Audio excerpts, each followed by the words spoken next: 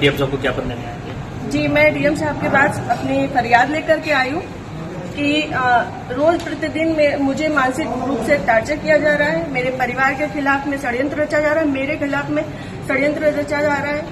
और ये षड्यंत्र के सूत्रधार जो है वो आदरणीय हमारे पूर्व सांसद सुब्रत पाठक जी, जिन्होंने हमारे गेस्ट हाउस को लेकर के हमें ये कहा कि हम भू माफिया हैं। मैं आप सब लोगों को ये बात को अवगत करा देती हूँ कि हमारी जितनी भी जमीनें हैं 35-40 बीघे से ज्यादा जमीन नहीं, और जिसमें हम मेरे खुद के नाम पे सिर्फ 3 बीघे जमीन है, और 3 बीघे जमीन वाली महिला कैसे भू माफिया हो सकती है? और 35-40 बीघे की जमीन में हम मेरे ससुर साहब, मेरी सासू माँ, मेरे हस्बैंड और मेरे देवर देवरानी 6 लोग आते हैं। इतनी सी जमीन में कैसे लोग भू माफिया हो जाते हैं? जो ये बड़ा उससे कह रहे हैं कि चपुन्ना के भू माफिया। और रही बात मेरे गेस्ट हाउस की, राधा रानी गेस्ट हाउस की, तो आज इन्हें ये पर लग रहा है कि वो हमने सरकारी भूमि में बनाया है, अवैध जमीन पे कब्जा किया है।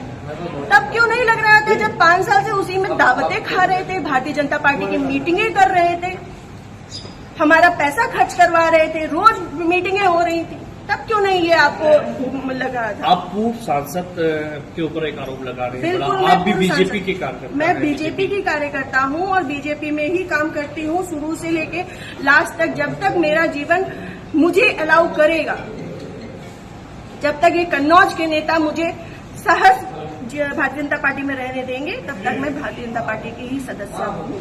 पार्टी में आपने इसकी उच्च पद पे लोगों से शिकायत की है क्या? मैंने ये इस विषय के बारे में यहाँ से लेकर प्रदेश अध्यक्ष तक को सबको सारी बातें पता है, और आज से नहीं पता है, ये पिछले 2 सालों से पता है। मेरे पिताजी, मेरे ससुर साहब, मेरे हस्बैंड, मेरे हम सब लोगों के लिए हत्या तक का मतलब षड्यंत्र रचा जा चुका है, और विगत के चुनाव के निर्णय के बाद ही रचा गया। पिछली 4 जून को रिजल्ट आया है, पिछली 3 जून को ये हमारे गांव गए थे। हमारे गांव जाकर के इन्होंने, हमारे राइवल्स हैं जो, उनके घर जाकर के इन्होंने 2 घंटे की बैठक रखी जिसमें षड्यंत्र रचा गया।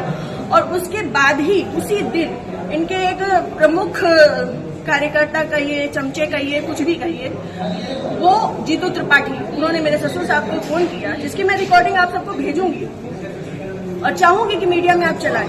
उन्होंने मेरे ससुर साहब को धमकी दी कि अगर चपुन्ना चुनाव नहीं जीता तो आपको 4 तारीख के बाद देख लिया जाएगा। उसके बाद से ये सारा षड्यंत्र रचा गया। क्या चुनाव हरवाने में आपका भी श्रेय जाता है? मैं भारतीय जनता पार्टी, जिस तरीके से वो आरोप लगा रहे हैं, क्या वो कुछ भी कहे? वो तो ये भी कह रहे हैं कि भाई नया त्रिपाठी ने 20 लाख रुपए ले लिए थे सपा से। वो तो उनका मुंह है, कुछ भी कह सकते हैं।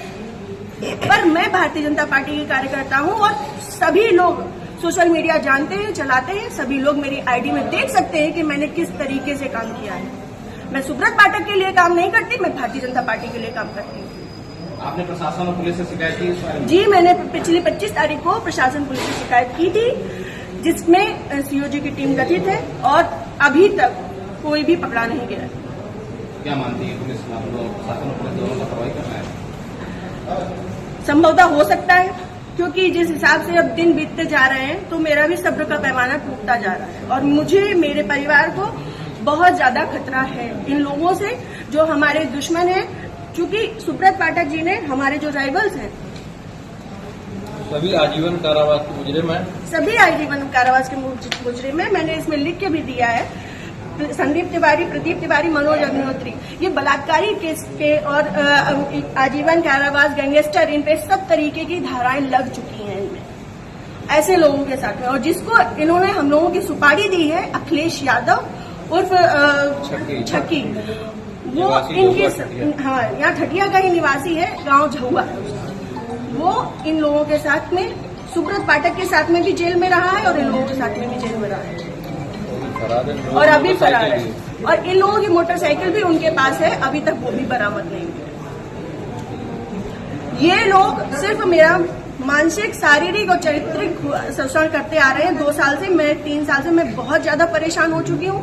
अब ये चीजें नहीं होंगी। आज आपने जिलाधिकारी से बातचीत की है, क्या उन्होंने आश्वासन दिया? उन्होंने मुझे पूर्ण आश्वासन दिया है कि इस पे निष्पक्ष जांच होगी, क्योंकि हमारे पास रिकॉर्ड्स भी हैं, हमारे पास सबूत भी हैं और बहुत सारी चीजों के सबूत हैं। समय आने पे मैं वो सब आपके सामने रखूंगी। जिले में जो भी भ्रष्टाचार हो रहा है, जो जिला पंचायत में भ्रष्टाचार हो रहा है, जो ब्लॉक प्रमुख में भ्रष्टाचार हो रहा है, ब्लॉक में भ्रष्टाचार हो रहा है, वो सारी चीजें मैं आप सब लोगों के सामने रखूंगी। अगर आपकी सुनवाई आज नहीं होती तो आगे क्या कदम उठाएंगे आप? मैं आप लोगों का सहारा लूंगी और आप लोगों का सहयोग, मुझे पूर्ण विश्वास है कि मेरे साथ हमेशा रहेगा और मैं इस पे अपनी अंतिम सांस तक अब फ्रंट के पैमाने में आकर के लड़ूंगी। Thank you.